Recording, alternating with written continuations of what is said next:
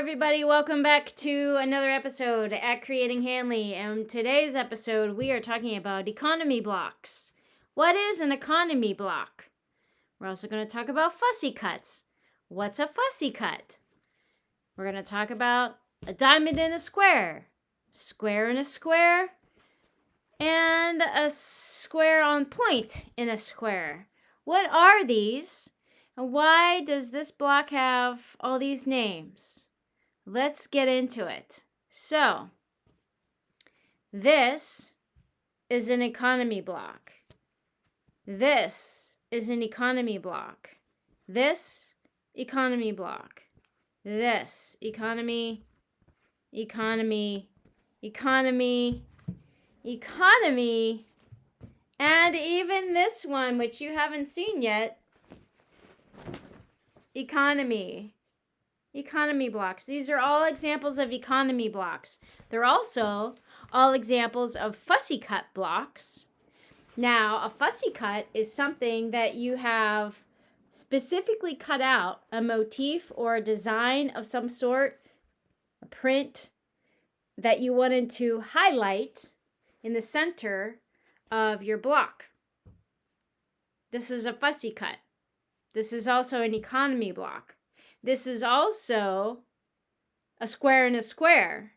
This happens to be a diamond in a square. Let's go to this one. Same thing. This is an economy block. It's also a square in a square. A square in a square in a square in a square in a square.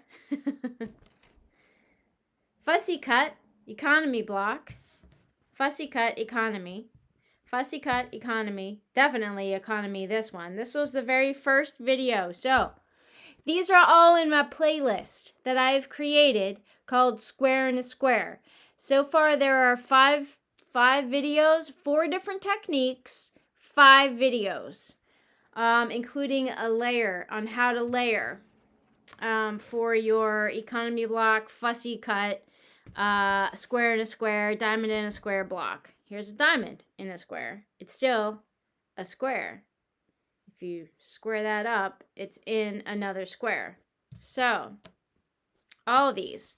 This one happens to be, if you watch the video on directional fabric. Where's my directional? Oh, this one. The directional fabric. I show you how to do this with directional fabric. You don't have to have directional fabric. You can do something without directional fabric. I showed you how to do this method making sure your directional fabric is in the way that you want to see it. So this one, same, directional fabric. Okay. So economy block. Let's talk about that. Why is it called economy block, and why does this one block have so many names? So, the economy block came to be in about 1860 to 1865 era during the World War. And in the U.S., during the World War, it was tough to find fabric.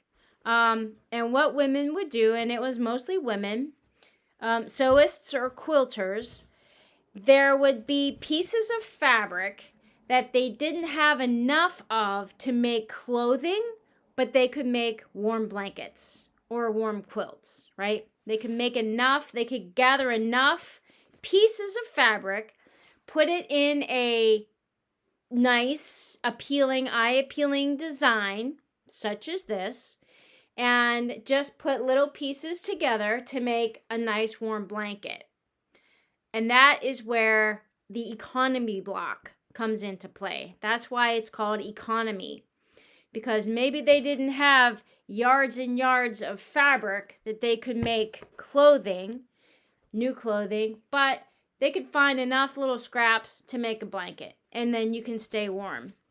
Because, today is the era of 2024. Well, back in 1860, during the wartime, we didn't have credit cards. We didn't have all this, revolving credit debt that we could just go to a store and buy whatever we need on credit and then bring it back home. If you needed new slacks or whatever, maybe your kid needed some new shoes or whatever, you didn't have that kind of cash to go just buy whatever. So you had to make do back then. And so you would save, little pieces of fabric and scraps and, flour sacks and cotton of some sort, any kind of fabric that you could get your hands on. That is where the economy block comes into play. And then fast forward to the 1940s when the Second World War came around. Same thing, people, that's when the resurgence of the economy block came back. So you'd saved if you had a shirt that had a lot of holes in and you couldn't really mend it anymore because there was no more fabric to put a needle through and still have some semblance of, an armhole or whatever, then you would cut that up and use it for a blanket or maybe make something else out of it, a skirt or a jacket or something. And that's what you would do. So nowadays, we just think it's fancy. We want these perfect points. We're like all about the perfect points. Where's the perfect point? Okay, here's the perfect point. That's what we're all about. Here we go. Here's the perfect point. Make sure we save our points. Make sure we protect those points. Can we have instead of just slapping it together, and we'll be all right with that. Not a perfect point. Not a perfect point. Definitely missed that one. Well, that's a little bit better, but it's still kind of rounded.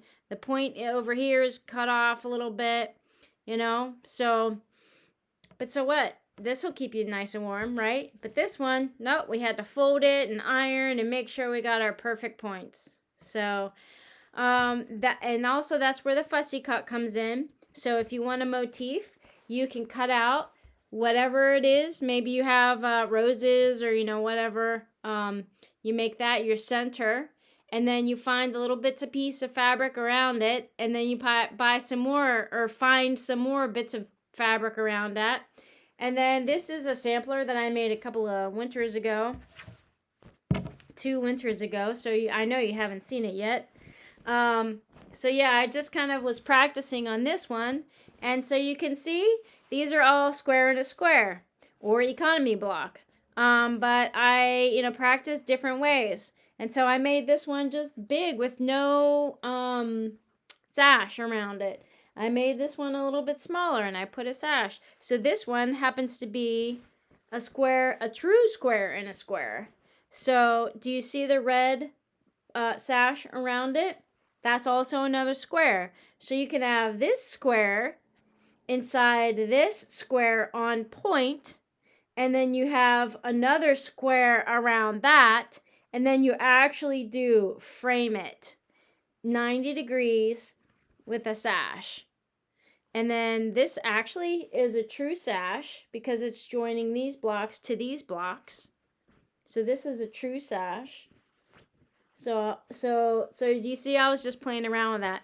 But can you see how that is a fussy cut? I've cut out all these little cats specifically, and I framed them in a way that you can kind of see what's going on, especially the white ones.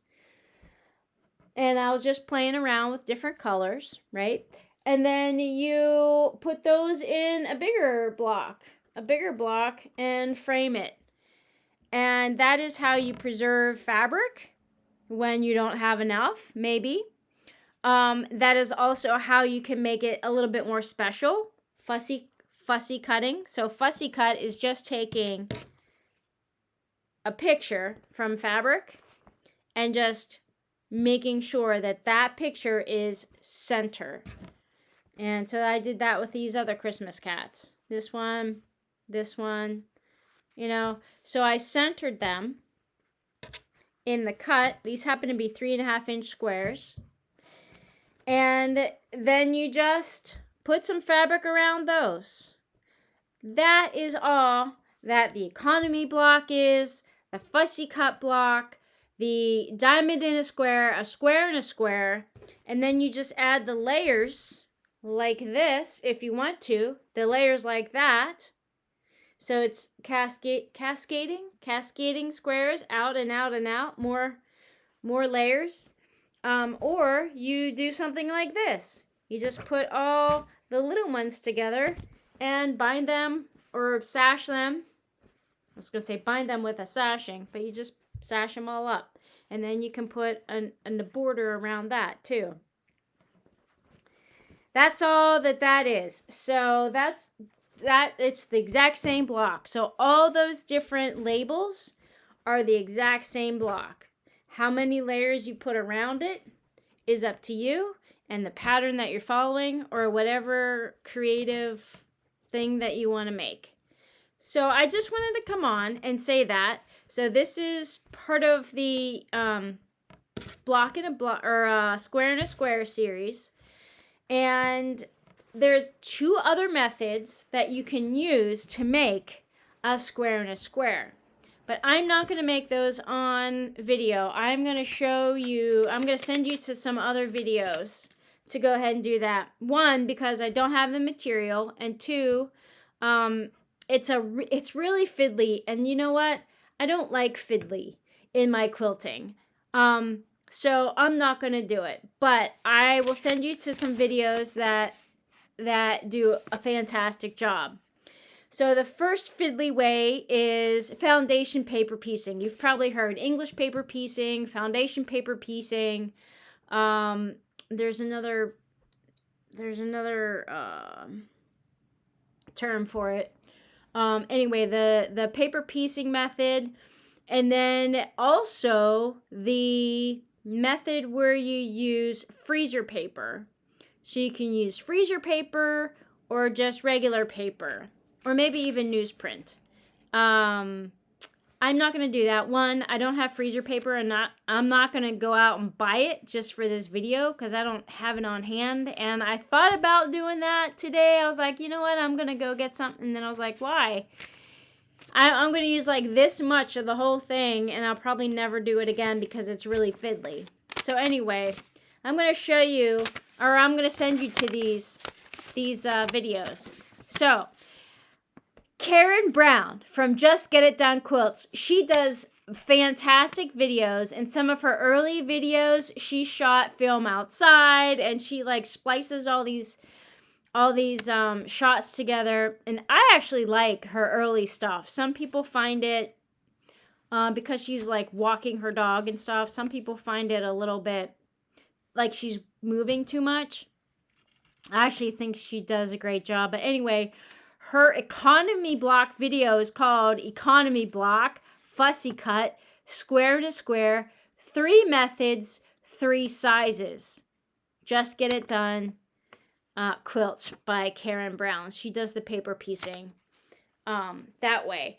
Also, I do a whole bunch of different sizes on here. I don't actually give you like sizes to always follow. I tell you, if you're going to make it this big, then measure it, whatever that is. This happens to be 3.5, and then do 2 more 3.5, or make your next block an inch bigger. You know, so follow the other videos that I have done, and it says a couple of tips in there.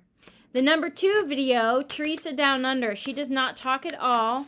Teresa is in Australia. She has a couple of books, and she has a bunch of videos out. She doesn't talk at all in her videos.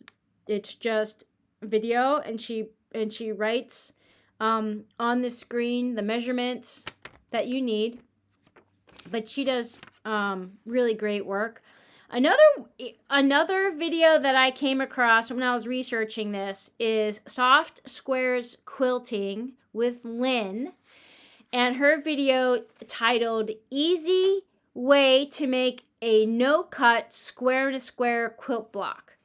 Well, tell you what, there is cutting involved in this easy way to make a no-cut square in a square. That's not exactly true. There is some cutting, but you have to watch that video. And then the 4th video that I liked was by Laura from So Very Easy. She has a nice aura about herself as well. I like her stuff. So Very Easy. This was an early video also of hers. The no math way to add corner triangles to a quilt block. So that's exactly what all these are. Corner triangles to a quilt block. Corner triangles to a quilt block. Corner triangles to a quilt block. So I showed you four different methods. But she shows you the no math way to add. So if you have a big block like this and you wanted to add some corners, maybe it's a triangle, or you want to put this big thing on point, she will show you how to add, like how do you add this corner, how do you measure it, and how do you add. Well, it says no math way. There's a little bit of math involved in that one too. There's some measuring. She's using instruments of measurement. But yeah, maybe you don't have to add that much. But yeah, so those methods those videos from those ladies, I highly recommend you watching those. Just to get another perspective on how to do this square in a square block. All right, you guys, my sewing friends. Let's see, what else can I show you? That's it.